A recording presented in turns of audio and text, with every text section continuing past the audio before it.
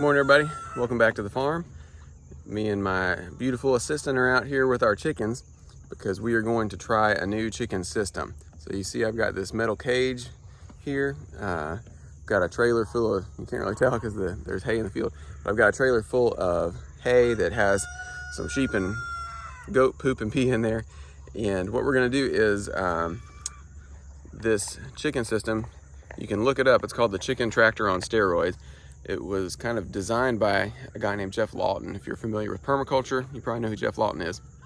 But essentially you use the chickens to make a finished yard of compost every week, and it reduces the feed bill because the chickens will eat things out of the compost pile. So it's a great way to recycle some nutrients and cut down feed costs, and then end up having a finished product that we can use on the farm. And where we're hoping it comes in handy for us is actually our grass doesn't look too bad right now, but our soil microbial life is not optimal for growing plants that would feed ruminants.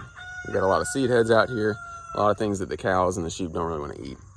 So I'm hoping that we can make a whole lot of compost and we can improve the ground here so that we can end up not needing to feed hay so early. We've started feeding hay like mid-September already. So want y'all to follow along here. This is our first experience or experiment, either one, both, with it. So maybe you'll learn something, and if y'all are interested, you can try it out on your farm too.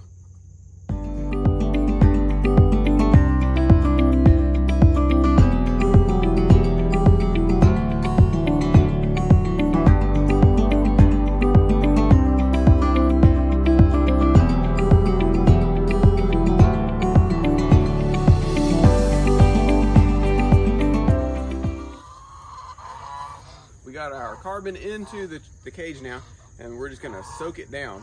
From what I've learned about composting is it's really an enzymatic reaction.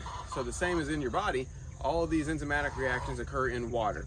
So we want to keep the carbon soaked so that there's a medium for all these things to happen.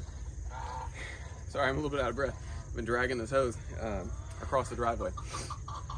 But if you're gonna do this, make sure, so we're on city water, or I guess municipal water. I have a filter that filters out the chlorine, because obviously all of these reactions are gonna rely on bacteria to drive the enzymatic reaction and the process of pushing this from carbon and nitrogen to compost. So if you use chlorinated water, you're gonna kill all that bacteria and you're not really gonna get any composting done. So just a tip, if you're not using well water or rainwater, you're gonna want to use some kind of a filter to filter out the chlorine. Alternatively, I understand maybe that you can just let your water sit out for like 24 hours and I guess the chlorine evaporates. I haven't tried that, but if that's your only option, then give it a shot. So we're gonna get this soaked, and then we're going to move to the next step where we put the chicken feed on there. They're gonna come out, figure out that it's in there hopefully, and begin eating. They're gonna poop in there. Like I said, that's gonna add some nitrogen to the pile. And then the process is each day we're going to come out and put a little bit more carbon over top. We'll put their feed on top again, and so at the end of the week, there'll be 7 successive little layers, and we'll then shift to a new pile, and hopefully this first pile then will really start cooking. So I guess we'll take you along and we'll show you as it goes. Figured I'd show you our medium here.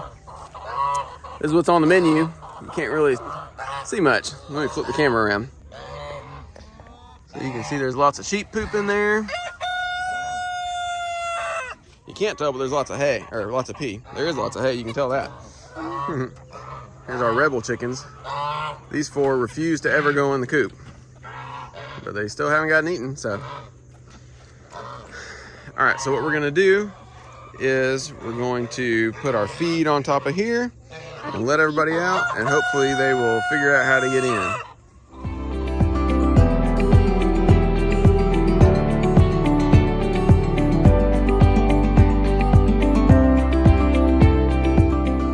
So we are currently going to see what we can find to make a ramp, because nobody can seem to figure out how to get into the cage. I don't know if they just don't realize that they can jump up over there. Eventually they will. or what, but we're gonna try to set up something to help them get in. So we went and got a auto repair ramp. Hopefully they can figure that one out. It's got some nice texture that they can climb up.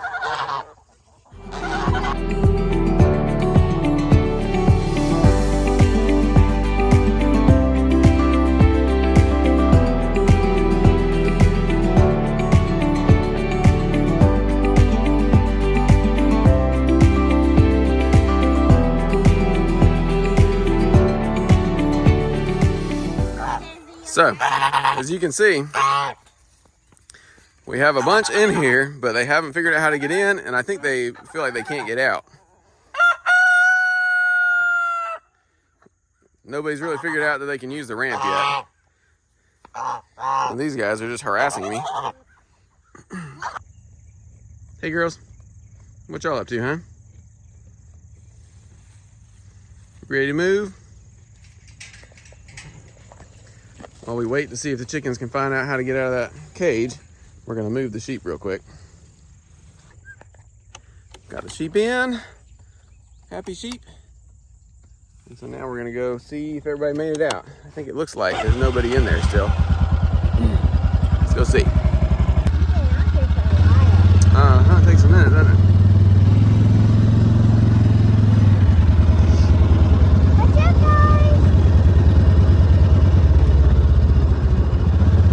Past our gang of alley cats. Alright, it looks like nobody's in there. They made it out. Well, good. So they figured it out. So I guess that's that for the first iteration, or the first morning's iteration. We'll see how it goes this evening. We'll feed them in there and see if anybody can figure out how to get in there on their own, maybe. And we'll just kind of keep showing you along as we go. Hopefully it works. My first compost venture, I was making an 18-day compost pile. I'm not sure, I can't remember what the name of the method is. It's a thermophilic composting method. So the pile heats up and cooks all the pathogenic stuff. But I've heard people say that your first time, maybe you ought not to use wood chips or pine shavings or things like that. But that was all the animal bedding that I had, and I needed to do something with it. So I haven't shown that on the video in a while, but it's definitely looking different, but it's not really broken down. And that's kind of my understanding of why people said maybe to avoid using the wood chips or pine shavings, because they just take longer to break down. So maybe we'll have a different experience with the hay in this. We'll see what happens. But here we go. Here's a little update of what we've been up to today. We have 12 rolls of hay all throughout the hallway here. So hopefully this will last for a good little while. We're gonna try to get them situated up on the wall so that we can drive the four-wheeler through here and get hay out just without having to do too much extra work. So we'll see how it goes.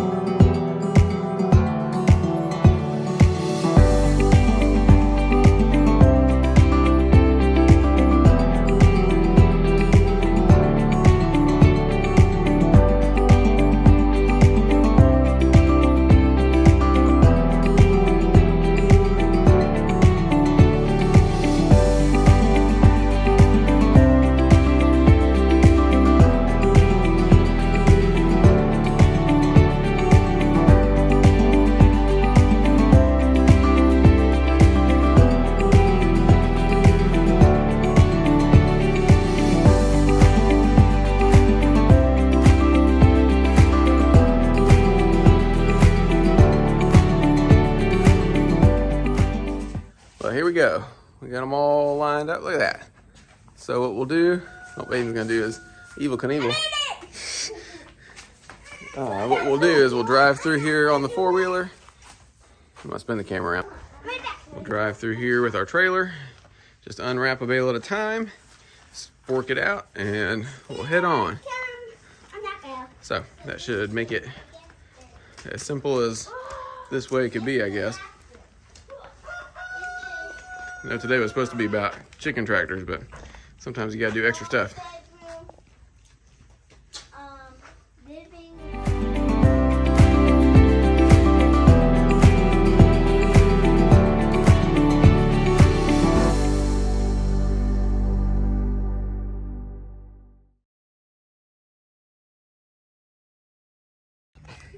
Okay, so here's the end of the day. We fed them, and they just have not been able to figure out how to get into the cage.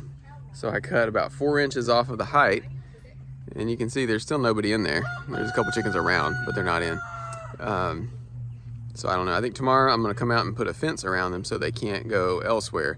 That way, just by default, they'll eventually maybe get curious and hop in there. So we'll see how that goes. Stick around, everybody, and we'll keep you updated on how this goes. One thing I forgot to say, you know, man, we feel really fortunate here that this hurricane passed by and we were all okay. We got some rain, but we certainly didn't get any flooding. So if you guys know anybody out there in that area, if you don't know anybody, we've been in communication with people that we relatively know.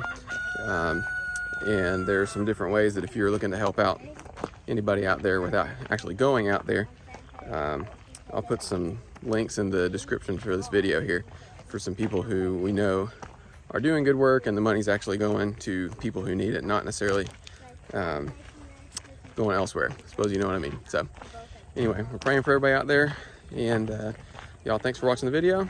Take care, and we'll see you next time.